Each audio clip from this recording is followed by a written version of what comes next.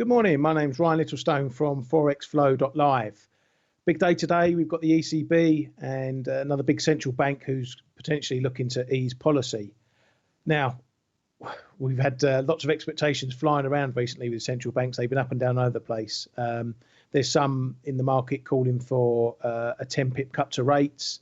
There's some calling for even a 20 pip cut to rates today.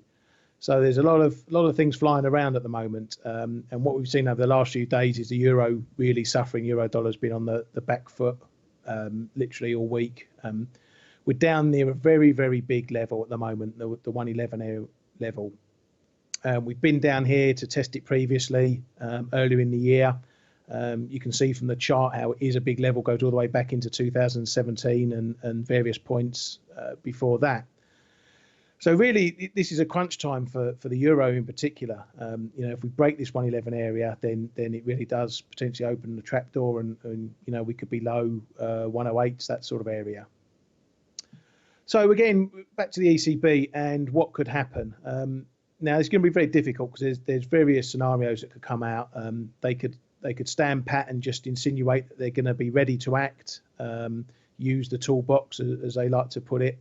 And if the market doesn't get a really dovish feel that a rate cut or indeed QE is coming, or potentially both, then we're going to probably see the euro lift slightly on this, just to undo some of this bearishness that we've seen over the last few days. On the other side, the ECB could suggest that they're going to throw the kitchen sink at it again, and that's going to hit the euro very, very hard. This 111 area won't stand up to much. We know there's a barrier there as well, an option barrier there as well. It'll fly through there. We could even see it down as low as 110, maybe even worse. So it's really gauging the expectation of whether they're going to go all in or whether they're just going to look to tinker or suggest to the market that they're going to ease, but they're going to take their time over it. The other side of the coin is how the market takes the fact that if the ECB do start easing and easing strongly, it's going to suggest that their prior policies haven't worked. So, is QE going to work in a second time? Is further rate cuts going to work a second time? So we've also got the market sentiment to take care of there. The market may see all the prior action, the trillions in QE previously, as a failed attempt. So will it work this time? On top of that, of course, after this, the dust has settled, we've got to look towards the FOMC, because as soon as this event's over and the market has repriced whatever it needs to reprice, it's then going to start getting back to pricing in the Fed at the end of the month, next week.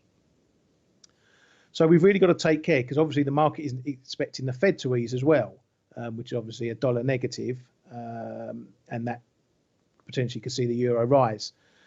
So really, we've got to look at the technical levels and where we're going to look to trade if we're going to see what happens and where to go.